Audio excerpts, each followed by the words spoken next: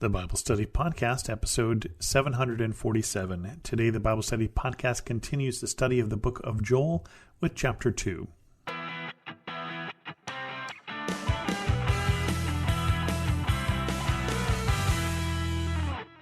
Welcome to the Bible Study Podcast. I'm your host, Chris Christensen. Chapter 2 is a little longer.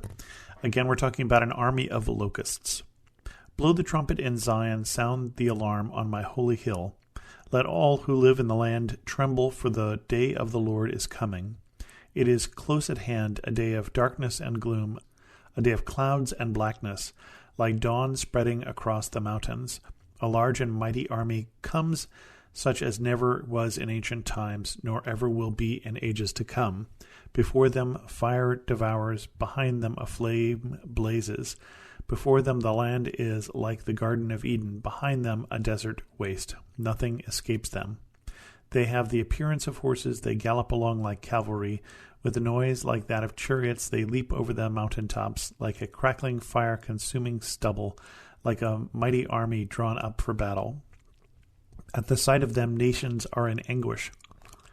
Every face turns pale. They charge like warriors. They scale walls like soldiers. They all march in line, not swerving from their course, nor do they jostle each other. Each marches straight ahead. They plunge through defenses without breaking ranks. They rush upon the city. They run along the wall. They climb into the houses. Like thieves, they enter through the windows. Before them the earth shakes, the heavens tremble, the sun and moon are darkened, and the stars no longer shine.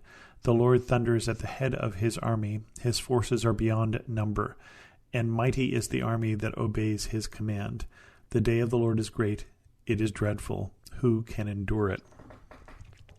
I remember when I was a teenager, I read The Late Great Planet Earth, and I remember reading how the author there, Hal Lindsey, looked at these verses in Joel and thought, well, gee, this must be some future thing that is coming. It must be a bunch of helicopters and Chinese armies and all sorts of other things.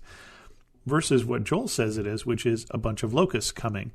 And yet it comes in such devastating form that Joel pictures it here as an army.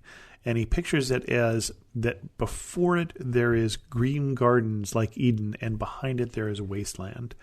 And it is amazing what a large flock of locusts can do, and how terrible that would be to the people to see this coming, and there's just not much you can do about it. If it was another enemy army, you can form up ranks and try and defeat it, or at least try and fight. But what do you do against a swarm of locusts? Just millions upon millions of locusts who've come to devour your crops and your livelihood. As Joel describes this, he describes this as the day of the Lord, that the day of the Lord is coming, that all of this clouds and blackness and gloom and this mighty army of locusts and all that they're devouring is basically judgment that has finally come. And who can stand against it? The day of the Lord is great, it is dreadful. Who can endure it? And the answer is you really don't want to find yourself trying to be on one side and the Lord on the other. That is just not a good place to be, as Joel clearly describes. And there's this inevitableness of this locust, that they walk in line, they scale walls like soldiers, they're sneaking into houses, they're plunging through defenses, they rush upon the city, they run along. All of this is just terrible sounding. There's just not much you can do. And there's this drone, the skies are shaking, the earths are trembling, the moons and sun are darkened, and how dreadful this would be. And now, of course, the reason for this, the reason why all these prophecies are here, is try and get the people to not have this dreadful day come, to turn around before God sends this, to repent. And so the prophet goes into rend your heart. What are you supposed to do now when this is coming? Even now, declares the Lord, return to me with all your heart, with fasting and weeping and mourning. Rend your heart and not your garments. Return to the Lord your God, for he is gracious and compassionate, slow to anger and abounding in love. And he relents from sending calamity. Who knows? He may turn and relent and leave behind a blessing, grain offerings and drink offerings for the Lord your God. Blow the trumpet in Zion, declare a holy fast. Call a sacred assembly, gather the people, consecrate the assembly, bring together the elders, gather the children, those nursing at the breast. Let the bridegroom leave his room and the bride her chamber. Let the priests who minister before the Lord weep before the portico and the altar. Let them say, Spare your people, Lord. Do not make your inheritance an object of scorn, a byword among the nations. Why should they say among the peoples, Where is their God? And so, as we said in Joel 1, that the appropriate response here, if God is mad at you, is to change what you are doing. And when it says, rend your heart and not your garments, if you put on an outward show of being repentant, you rend your garments, you tear your garments. And we see that in the Old Testament of somebody who hears something that's blasphemy and they tear their garments.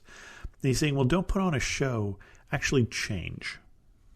We used to say to my kids, don't tell me you're sorry, change your behavior. And that's really what's going on here is God is saying, change your behavior and drop everything and do it. If the bridegroom is with the bride, if the bride is in her chamber, just at this point, blow the trumpet, everybody gather together and do this now. There's an urgency in these words. Gather everybody, the assemblies, the elders, the children, those nursing at the breast, the priests, those who minister before the altar, everybody, and pray. And that is how you stop a plague of locusts, is you stop them before they come by changing your ways. The Lord's answer. Then the Lord was jealous for his land and took pity on his people. The Lord replied to them, I am sending you grain, new wine, and olive oil, enough to satisfy you fully. Never again will I make you an object of scorn to the nations.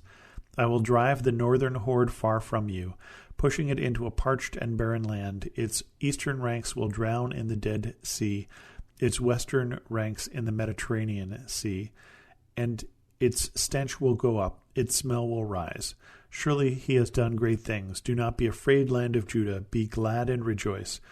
Surely the Lord has done great things. Do not be afraid, you wild animals, for the pastures in the wilderness are becoming green. The trees are bearing their fruit. The fig tree and the vine yield their riches.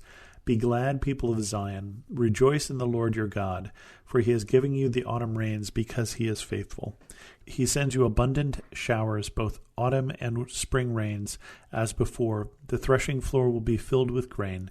The vats will overflow with new wine and oil.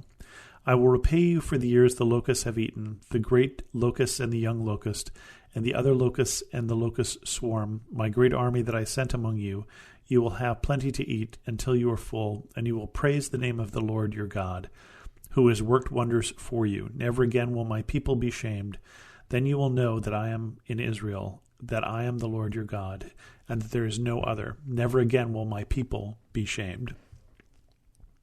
And so we're looking forward here to a time when the people have returned to God, and God is describing to them how wonderful it will be, that they will have food to eat again, that they will have wine, they will have olive oil, they will have all those things that they're raising, and those hordes, those would be the locust hordes, will be driven from you and they're going to drown in the sea. Just to say how big this horde of locusts is, the eastern ranks will drown in the Dead Sea and the western ranks in the Mediterranean Sea, and it takes a little while to drive between those two seas, so it's going to be a big bunch of locusts.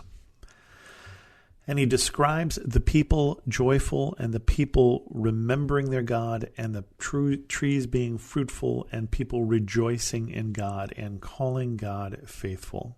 And that is why God sent Joel, is to get to these verses. God sent Joel because he wants to get through this to the other side where the people do remember him and they are faithful and they are grateful and they are blessed. The day of the Lord, and afterward I will pour out my spirit on all people. Your sons and your daughters will prophesy, and your old men will dream dreams. Your young men will see visions. Even on my servants, both men and women, I will pour out my spirit in those days. I will show wonders in the heavens and on the earth, blood and fire and billows of smoke. The sun will be turned to darkness and the moon to blood before the coming of the great and dreadful day of the Lord. And everyone who calls on the name of the Lord will be saved. For on Mount Zion and in Jerusalem there will be deliverance, as the Lord has said, even among the survivors whom the Lord calls. So we get this sense here, it ends here with this remnant, those survivors, those who the Lord has called. And that is one of the themes in the prophets, that God has preserved for himself a remnant of those who are faithful. But the first thing I read when I read these verses here about the day of the Lord is I think of Peter and Peter's first sermon on Pentecost, when he quotes the prophet Joel. And when the people are speaking in tongues and they're speaking the language of other people there, and people are saying, "You're full of wine," and he's saying, "No."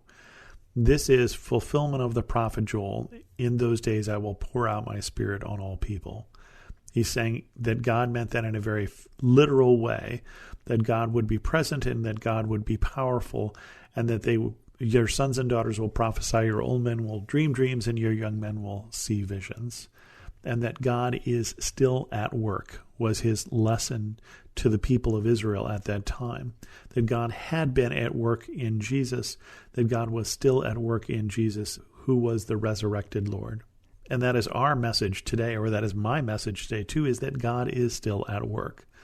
That God is still pouring out his Spirit on his people, calling the people of God to him, calling others to become the people of God.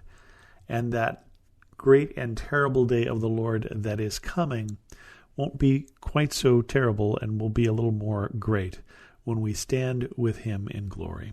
And with that, we're going to end this episode of the Bible Study Podcast. If you have any questions, send an email to host@thebiblestudypodcast.com, or better yet, leave a comment on this episode at thebiblestudypodcast.com. And thanks so much for listening. This is Perseus Poku, host of the Sound Reasoning Ministry podcast. Learn how to share and defend your faith by listening to us weekly. Subscribe at lifeaudio.com.